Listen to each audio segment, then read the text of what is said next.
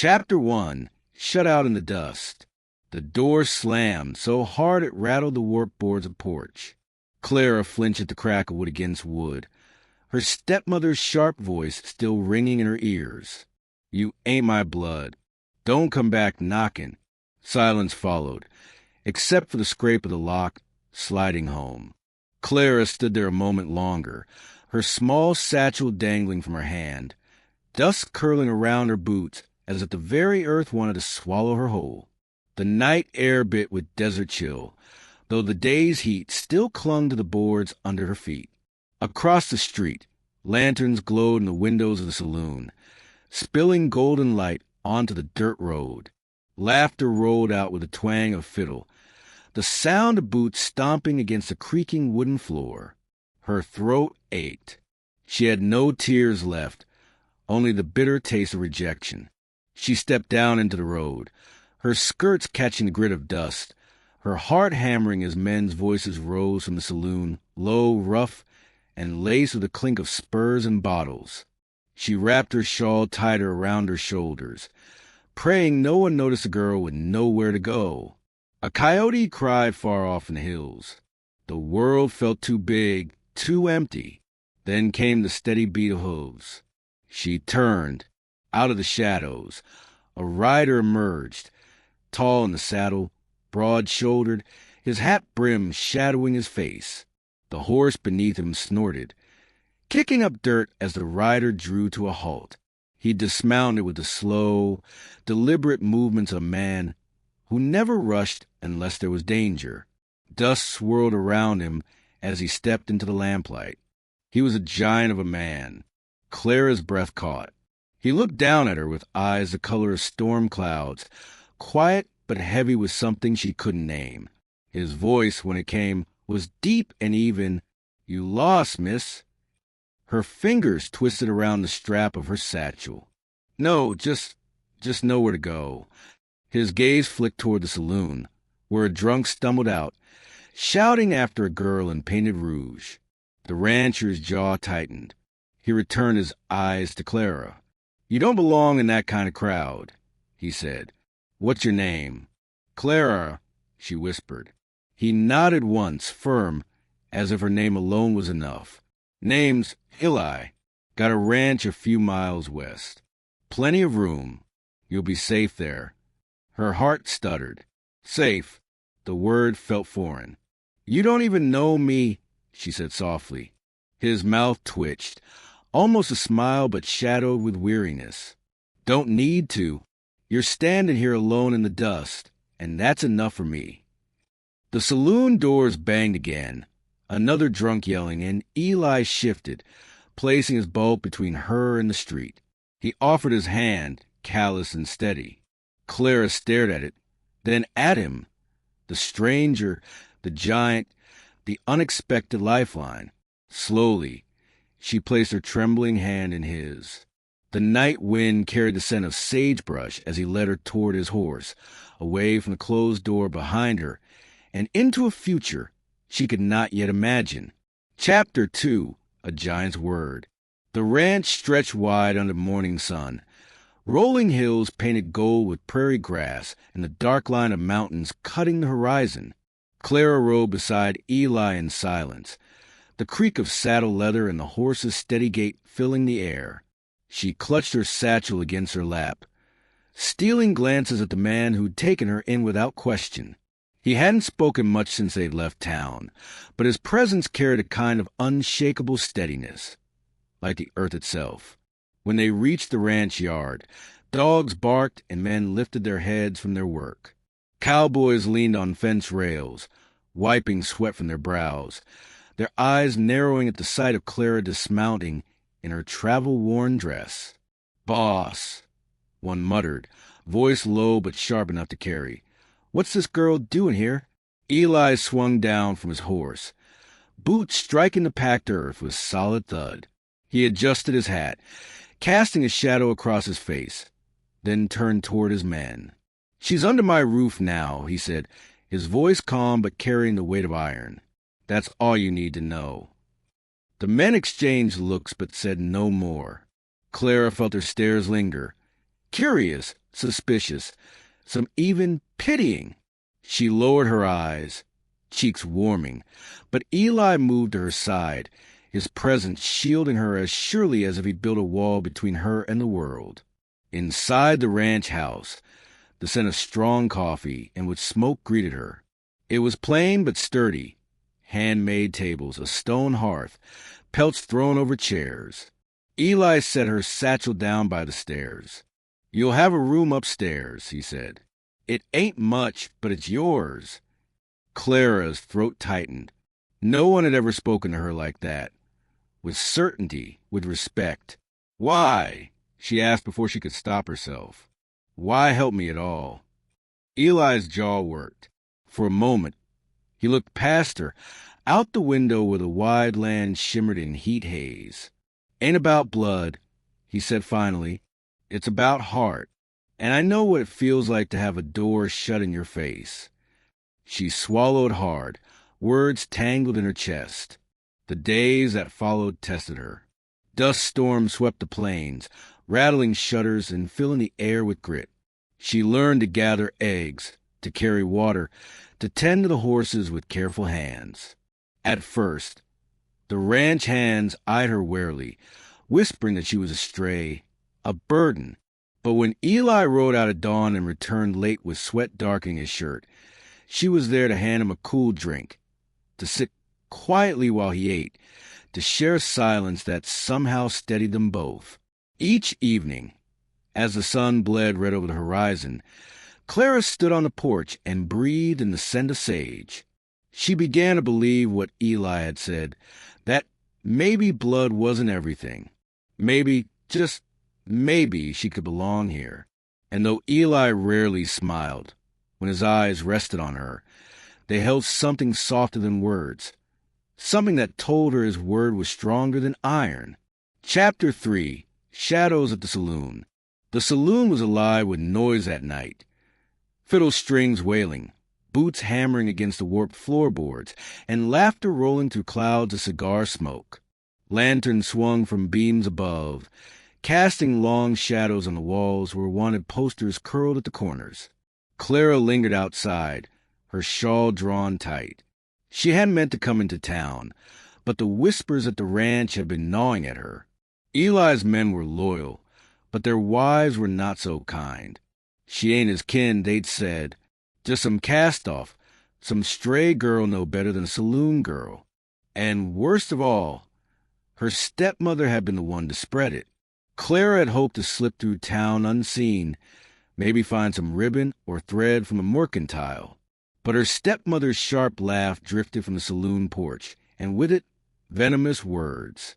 "She's got no blood in her veins worth claiming. Eli'll see it soon enough. Then he'll toss her out like I did." Clara froze, shame burning through her. She should have walked away, but her feet wouldn't move. That's when the saloon doors banged open. Two cowhands stumbled out, whiskey heavy on their breath. One spotted her in the lamplight, his grin twisting. "Well now," he drawled, swaggering closer. "What's a sweet little thing like you do all alone?" She stepped back, heart pounding. "Leave me be," she whispered. The second man snorted. "Ain't she the one living off Eli's ranch? Folks say she's nothing but a burden." He reached for her wrist. "Reckon she oughta earn her keep." Before Clara could cry out, a shadow moved, broad, dark, and furious. Eli! He'd come out of nowhere, his boots striking hard against the dust, his jaw set like stone. "Let her go." His voice was low, dangerous, carrying more weight than a cocked pistol. The man holding her sneered, but his grip faltered under Eli's gaze. "We was just—" Eli didn't wait. His fist crashed into the man's jaw with the sound of breaking bone. The cowhand flew back into the dirt. The second lunged, but Eli turned, quick for a man of his size, and slammed him against the saloon wall. "Touch her again," Eli growled, "and you'll be picking your teeth out of the dirt." The saloon music faltered, onlookers spilling onto the porch. Clara's stepmother stood among them, lips curled, eyes gleaming with cruel satisfaction. Yet even she stayed silent under Eli's wrath. Eli released the man, letting him crumble to the ground. Then he turned, scanning the crowd. His voice thundered. "She's under my protection. Anyone with a quarrel can take it up with me." Silence fell, thick as smoke. Clara trembled. Her hand pressed against her chest. Eli's eyes found hers, softer now, though his chest still heaved with fury. He reached for her, steadying her shoulder. "Come on," he said quietly. "You don't belong in this place." As he led her away, Clara dared to glance back. Her stepmother's face burned with fury, but Clara felt something different in her own heart. Not shame, not fear. For the first time, she felt safe, because Eli had chosen to stand beside her. The night was still as they rode back, the stars sharp above and coyotes calling in the distance. Clara held tighter to the saddle horn, her thoughts tumbling. She had seen the storm in Eli tonight, and realized that storm had been unleashed for her. And somehow, that terrified her less than the thought of losing him. Chapter 4, Hearts Unspoken. The ranch settled into uneasy silence after the saloon brawl. Clara went about her chores, feeding chickens, scrubbing floors, helping cook the hands. But she could feel the weight of curious stares. She caught whispers when she passed, the ranchmen's wives wondering aloud what business she had living under Eli's roof. But the hardest silence came from Eli himself. He spoke to her when needed, his voice steady as ever. But there was something he held back now. At supper, he sat across from her, head bowed over his plate, the lamplight cutting shadows across his strong jaw. She longed to thank him for what he'd done, for standing between her and those men. But every time her eyes lifted, his stayed fixed on his food or the fire. One evening, unable to bear it, Clara stepped onto the porch. The sun bled across the sky in deep crimson streaks, the prairie stretching endless beneath the fading light. Coyotes yipped in the distance, their cries sharp and lonely. She leaned against the rail, arms wrapped around herself, wondering if she'd made a mistake believing she could belong here. The boards creaked behind her. She turned. Eli stepped out, his broad frame filling the doorway. He carried 2 mugs of coffee, setting one on the rail beside her. "Thought you could use something warm," he said. She accepted it, fingers brushing his for the briefest moment. Heat spread through her, not from the drink, but from him. "Why don't you ever ask?" she whispered, staring at the horizon. He frowned. "Ask what?" "About me, about where I came from, what happened before." Her voice caught. "I know folks are saying I don't belong. Don't you wonder if they're right?" Eli leaned against the post, silent a long while. The dusk painted his face in fire and shadow. Finally, he said, "I don't ask, 'cause it don't matter. Past is past. What matters is what I see right here." His eyes softened, catching hers.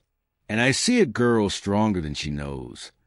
Clara swallowed hard, her throat aching. "But I'm not like you. You've got this land, this strength. I'm just—" She trailed off, fighting tears. Eli's gaze turned distant. "You think strength is something I was born with? I buried my wife and boy after a range war took him. Spent years walking this place with no one but ghosts. I ain't strong, Clara. Just stubborn enough to keep going." Her chest tightened. She had never seen him so bare, his voice rough with grief. Before she could speak, a rider galloped into the yard, dust flying. "Eli!" the foreman shouted. "Outlaws spotted down by the valley. They're driving your cattle." Eli straightened, the storm returning to his eyes. He turned to Clara, his hand brushing her arm with urgency. "Stay here." But Clara shook her head. "No, I can help." For the first time, Eli looked at her not as someone to protect, but as someone who might stand beside him. His jaw tightened, torn between refusal and respect. Then he gave a single nod. "All right, he said, voice like thunder before the storm. "Ride with me." Chapter 5, Blood Ain't All. The storm rolled in with gunfire. It was near midnight when the outlaws struck, their whoops splitting the night air as thunder split the sky. Lightning flashed over the corrals, throwing wild shadows across the ranch yard. Cattle bellowed in panic, hooves pounding like war drums as the raiders drove them toward the open range. Eli was already in the yard, his revolver in hand, barking orders to his men. "Circle the herd. Keep 'em from scattering." His voice carried like a battle cry, calm but sharp as iron. Clara stood frozen on the porch, the wind whipping her hair loose. She'd promised herself she'd be brave, but the sight of masked riders firing into the air, the acrid smell of gunpowder burning in her nose, sent fear clawing up her throat. Then she saw one outlaw break from the others, slipping toward Eli's flank, rifle raised. "Eli!" she screamed. He turned just as the barrel flashed. The bullet tore through the air, aimed straight for his back. Without thinking, Clara leapt from the porch, crashing into him. The shot missed its mark, grazing her shoulder instead. Pain seared white-hot, but she held on to him, trembling. Eli caught her before she fell, his fury rising like wildfire. He lowered her gently behind the water trough, his hands rough but careful, his voice shaking. "Clara, why?" Her breath came in gasps. "Couldn't let them take you." Something raw broke in his eyes, but there was no time for words. With a roar he stood, unleashing a hail of fire. His towering figure cut through smoke and lightning, his revolver spitting flame until the raiders scattered like shadows. The men cheered, rallying behind him, and soon the ranch yard quieted, save for the storm overhead and the cattle's frightened cries. When it was over, Eli returned to her, dropping to his knees in the mud. His hands trembled as he pressed cloth to her wound. Blood seeped through her dress, but she gritted her teeth, refusing to cry. "I'm not your blood," she whispered, tears slipping despite her will. "They're right. I don't belong." Eli's jaw clenched. His hat had been blown away in the fight, rain dripping from his dark hair, his face carved with grief and fury. He caught her chin in his calloused hand, forcing her to meet his eyes. "Don't you ever say that again." His voice cracked like thunder. "You're my heart now, Clara. That's more than blood. That's more than anything." She sobbed, the weight of his words breaking through years of rejection. His forehead pressed to hers, his breath hot despite the rain, and in that moment the world fell away. The storm, the danger, all of it. For the first time, she believed she had a home. Chapter 6, Under the Same Sunset. The storm passed with the dawn, leaving the land washed clean and glistening. The air smelled of wet earth and sage, and the sky stretched wide and pale, painted with the soft blush of morning. Smoke still curled from the blackened fence posts, reminders of the night's raid. But the herd had been saved, and the ranch still stood. Clara sat on the porch, her shoulder bandaged, watching the men drive the cattle back into the corral. Her body ached, but her heart was steady, filled with something fierce and unshakable. She had stood her ground. She had chosen to fight for this place, for Eli, and for once in her life, she didn't feel like an unwanted stray. The boards creaked under Eli's boots as he came up beside her. His shirt was torn, mud streaked across his arm, but his eyes, his storm-gray eyes, were fixed only on her. "You ought to be resting," he said quietly. Clara shook her head, a wry smile tugging at her lips. "Rest can wait. I want to see the sun come up." He studied her, then eased himself down beside her on the step. For a long moment, neither spoke. The world felt suspended. The ranch hushed except for the distant bawl of cattle and the lazy flap of a loose shutter. Finally, Clara found her voice. "You meant what you said last night?" Eli turned to her, his jaw tight, his hand reaching hesitantly before closing over hers. His palm was calloused, warm, grounding. "I don't say words I don't mean," he said. "Blood don't make family, Clara. Heart does. And mine's yours if you'll have it." Her breath caught. She saw the weight he carried, the grief, the solitude, the years of silence, and beneath it, the courage it took for him to open his heart again. Tears filled her eyes, but they were not tears of sorrow. "I'll have it," she whispered, "if you'll have mine in return." His lips curved, faint but real, the first true smile she'd seen on him. He leaned forward, pressing his forehead gently against hers, the brim of his hat brushing her hair. The world stilled, the warmth of his presence surrounding her like the sun rising over the plains. From corral, a cowboy's whistle carried, and the dogs barked, life pulling forward. But on that porch, under the fading streaks of dawn, Clara and Eli carved out a promise between them. Quiet, unshakable, eternal. That evening, as the sky bled into hues of crimson and gold, they stood side by side at the fence line. The prairie stretched endless, the horizon glowing with fire, a canvas painted for them alone. Eli's arm slipped around her shoulders, drawing her close. "This is ours now," he murmured. "Whatever comes." Clara rested her head against him, the weight of the past falling away. For the first time, she saw not just a wide-open land, but a future, steady, strong, and filled with love. The coyotes sang as the sun dipped low, and together they stood beneath the endless sky, bound not by blood but by heart. The prairie glowed with the last light of day, the sun a molten coin sinking low behind the mountains. Dust hung in the air, painted gold by the dying rays, while the soft clatter of horses in the corral mixed with the faint strains of a fiddle drifting from the distant saloon. The wind carried the sharp, sweet scent of sagebrush, a reminder that even after storms and gunfire, life endured. Clara stood at the fence line, her bandaged shoulder aching, but her heart stronger than it had ever been. She had arrived here as a cast-off, shut out and unwanted. Now the land stretched before her, endless and alive, and for the first time she felt it was hers too. Eli came to stand beside her, his shadow long in the fading light. He rested one hand on the fence rail, the other gently finding hers. His touch was steady, grounding, just as it had been since the night he pulled her from the dust. "You were never a burden, Clara," he said, his voice low, roughened with feeling. "You were the peace I didn't know I'd been missing."